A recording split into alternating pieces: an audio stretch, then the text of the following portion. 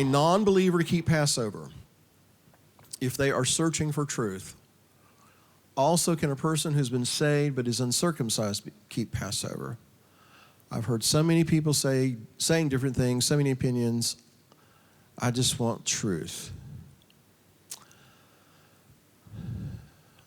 Again, I'm not going to add to or take away from what the Scripture says. Passover, the Passover is a family meal. And Paul talks about how that there were people in his day and time who were coming to the Lord's table unworthily and were suffering because of it. So I'm not going to add to or take away. I will tell you that in times past, I have been in situations where there were people who did not understand the sanctity of that and probably came to the Seder or Seder demonstrations because it was a curiosity for them. And I've seen both results. I've seen people leave unimpressed, and I've seen people leave with their lives changed.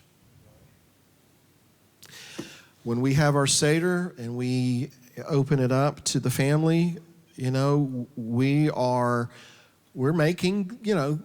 presuming that you understand that this is a family meal and it is sacred, and that you're kind of taking it upon yourself. If you come to the Lord's table unworthily, you'll have to bear the consequence of that if that's what happens. But I can tell you that our Seder will have no circumcision inspectors at the door. That's not going to happen.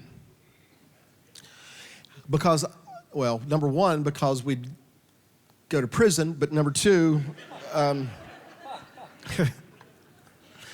by the way, if you want that job, leave. Just go. No. Go back, please. Go back.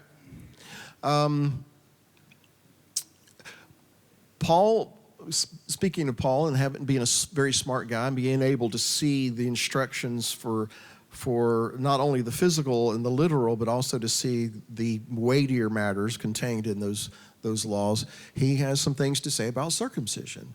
And I'll boil it down for you to make my point. He argues that the person who is circumcised in the flesh but not in their heart really shouldn't be coming to the Seder.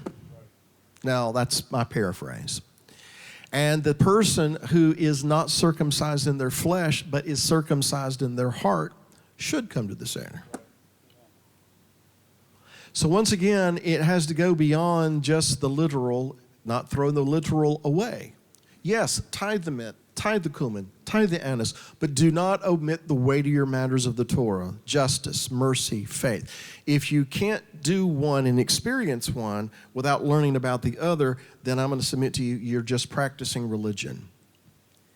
But this is all about a relationship. And so through the physical circumcision, what he wants us to see is this is a covenantal meal. It is sacred. It is to be respected. And it is not to be approached flippantly as some religious exercise. When we come to the table, we are coming to the Lord's table. We are remembering his death, his burial, his resurrection, and the value, the eternal value of his sacrifice on our behalf. So to your question, can a non-believer keep Passover? I don't think a non-believer can keep Passover, because anybody who's going to keep Passover in the way the Creator intended it to be kept is not going to leave an unbeliever.